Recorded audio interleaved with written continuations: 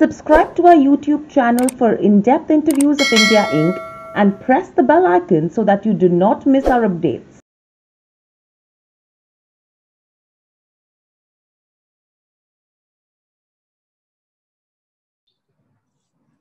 Hello and welcome to Nirmal Bang, ladies and gentlemen. I'm Gadia. We have with us Teresa John, economist at Nirmal Bang, joining in. Teresa, welcome to the show. Friday, if you go to see, as expected, the RBI kept the rates on hold, retained its accommodative stance, and they have revised down its inflation forecast as well for the fourth quarter. Overall, how would you actually describe the policy meet?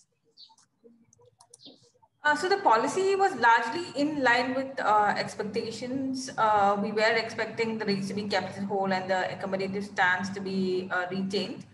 What came as a slight surprise was the what shall I say, the normalization of CRR, which will take place in two phases on March 27th and then on May 22nd.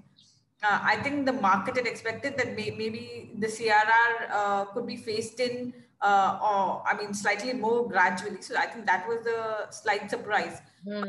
At the same time, the RBI has said that the liquidity will remain comfortable. So I think we will need to wait and watch on that front. But my personal sense is that the liquidity will remain comfortable and the RBI will not let yields rise too much. Right. So overall, if you have to look at the liquidity outlook as well, as you mentioned, it's clearly pointing out that the money market rates and the GSEC yields have firmed up. However, the market misconceptions about the RBI reserving its accommodative policy stance, that's something that we are watching out for. Overall, do you think the accommodative stance with managing liquidity is something that they will be able to continue? Yes, I think so that the accommodative stance with comfortable liquidity is going to continue. Obviously, when you are increasing the CRR back from 3% to 4%, so that's like 1% of NDTLs, around 1.35 to 1.5 lakh crore will flow out of the system. But I do think that given the like the 12 lakh crore central government borrowing program and even the state government borrowing program continuing to remain elevated, the RBI will have to do OMOs even through the whole of FY22.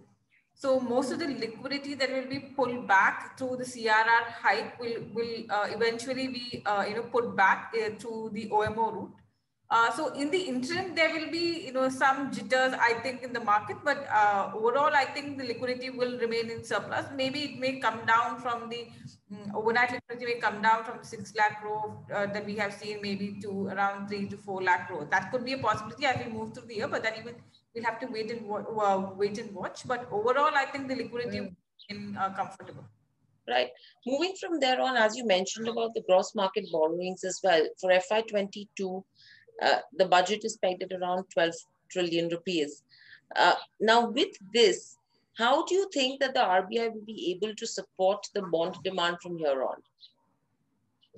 Yeah, so in the policy itself, they have attempted, at two routes to kind of support bond demand. One is the HTM limit that is the held to maturity limit of the SLR securities was increased from 19.5% of the total, the bank book to 22% in last September, and that was from the initially up to March 31st, 2021. That has been extended in the October policy to March 31st, 2022, and in this February 5th policy, it has been increased to the extension of the has gone up to March 31st, 2023. And this is for all the securities which will be brought between April 1st of 2021 up to March 31st, 2022. So with the whole of FY22. So that itself actually kind of incentivizes banks to buy bonds. Obviously, credit growth will pick up compared to FY21 levels in FY22. To that extent, the support from the banks will be slightly less than what we saw in FY21, but I think banks will continue to support bond demand, particularly because of this increase in the HTM limit up to March 2023. Other sort policy that they have introduced to support bond demand is to allow retail participation directly in the bond market. Earlier, it was allowed through, to a limited extent through the aggregator model, but now the retail investors can directly open an account with the RBI once the policy is finalized. I'm not so sure whether retail investors will come in a very big way unless you are even within retail. It will probably be the HNIs, not be the smaller investors that come in a big way. But even that could support bond demand at the margin. But I think, as I said earlier, I think the RBI itself will have to come in and support the bond market through OMOs, and that I expect in FY22 it will be at least of around 2 lakh, to the extent of around 2 lakh crore. They might come in and support through OMOs. Right. So moving from there on, what's the outlook looking like with regards to where inflation goes? Because clearly, if you go to see in terms of the inflation as well, they've revised down the inflation forecast for Q4 FY21 to 5.2% from a 5.8%. And for the first half of FY22, they've raised it to 5.2 from a 4.6 to 5.2. So how are you reading the entire outlook with regards to where the inflation numbers are concerned? So I think that is broadly in line with what we are also seeing. The fourth quarter numbers have been revised down mainly because your food prices starting December have come out quite substantially, particularly your vegetable prices. And that is kind of, supporting the downward revision in inflation. At the same time, you have seen your industrial commodity prices go up and even your crude oil prices go up. So that will push up inflation going ahead. We've seen even the PMI surveys talking about the increase, the manufacturers talking about increase in input prices, and even in the service sector, the market participants talking about the increase in input prices. So I think that could impart some upward pressure to inflation going into FY22. And we have also earlier we were at a 4.5% CPI forecast, and in our year ahead outlook, we have raised it to around 5.3%, mainly driven by the increase in industrial commodity prices. So I would, even my sense is that the trajectory would likely be like what the RBI is anticipating. But that doesn't mean that because they've revised up their forecast, they're going to immediately go in and hike rates. It's only, it's sort of setting the trajectory. Overall, I think will be slightly more accommodative of inflation. When I say accommodative, I mean like they would be okay with inflation being slightly above the 4% medium term target. Till the recovery sets in completely. We are already seeing the recovery, but we need to go back to let's say closer to potential growth. Right. And then the accommodative stance stays. Right. And what do you make of the growth outlook from here on? Because real GDP, they're projecting at around 10.5% in FY22. And for the first half of FY22 in the range of 8.3 to say 26.2. So how are you looking at the numbers that they are projecting for the growth outlook? And what does that actually imply for us? So the growth outlook, the 10.5% is largely coming on a low base. And then, 26.2 upper end of the forecast, which actually means that all of the growth decline that you saw last year, you will recover that in the first half of this year. So you almost, if you go to a 26.2, you probably will reach full potential. Our own forecasts are slightly more muted. So we have a 7% growth for FY22. Mainly because we feel that some of the social distancing measures will stay at least in the first half of calendar year 2021. Given what the trajectory that we are seeing globally in terms of COVID cases, although the India situation is improving quite rapidly. So if these social distancing measures stay, your contact intensive sectors like your hospitality, your tourism does not go back to pre-COVID levels immediately. So that is what we are factoring in. I think the upper end of RBI's forecast actually factors in complete normalization in the first half of FY22. Right. And overall, if you go to see with regards to MSMEs and NBFCs, a couple of measures that have been announced as well. Anything that you can highlight on that front? Yeah, so basically, if you see, the recovery that has happened, I mean, the RBI itself has been talking about a multi-speed recovery. So the formal sector, particularly the large companies, are doing very well on the recovery, and that we can see in the results that are coming out.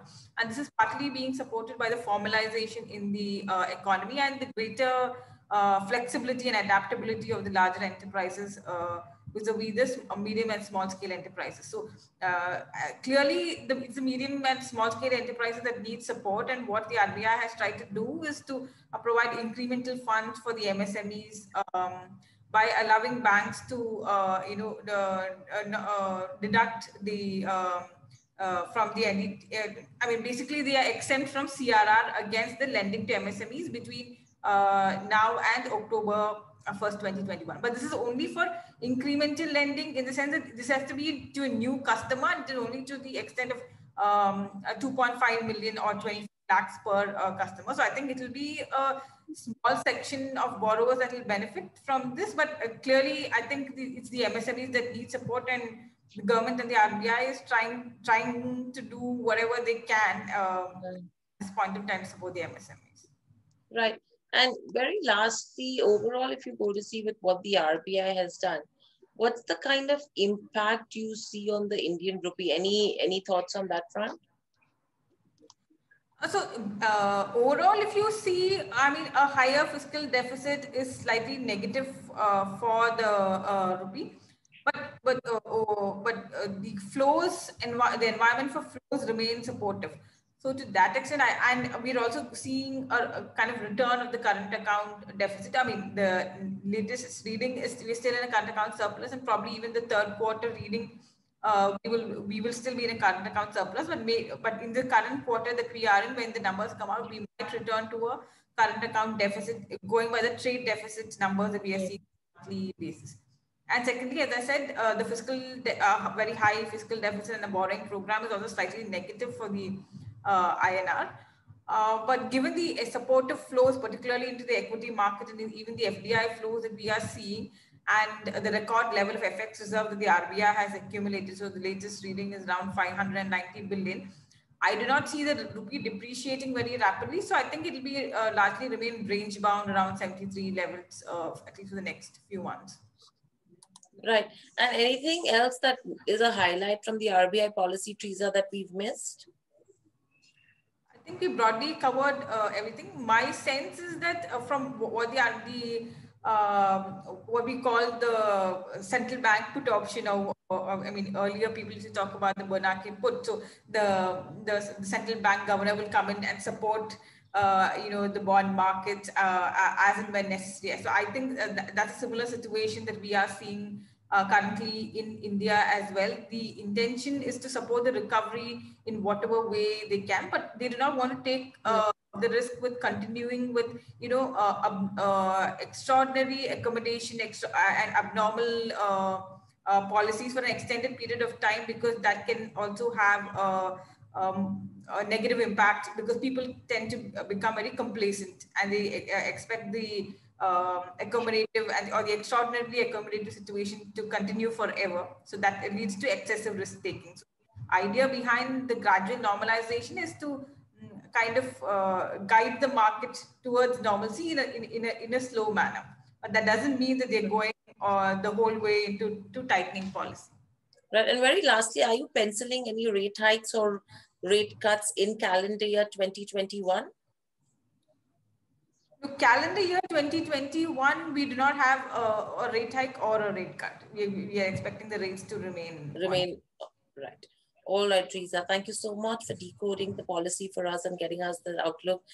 Thank you, viewers, as well. And speak to you soon. Thank you and stay safe.